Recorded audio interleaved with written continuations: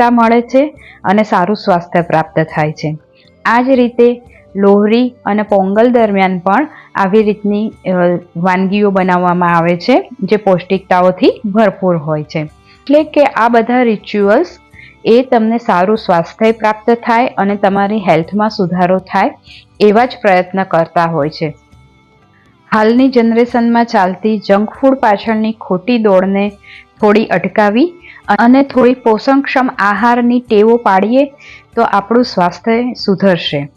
આપણી હાલ ચાલી રહેલી મિલેટ્સની શ્રેણીમાં આજે આપણે કોદરી એટલે કે કોડો મિલેટ વિશે માહિતી મેળવીશું। કોડો મિલેટ એટલે કે કોદરીને મોટો સામો પણ કહે છે, કેમ કે તે સામા કરતાં થોડો મોટો અને જુવાર કે બાજરી કરતાં સેજ નાનો દાણો ધરાવતું ધાન્ય છે। કોદરીમાં હીલિંગ ક્ષમતા વધુ છે અને તે પચવામાં એકદમ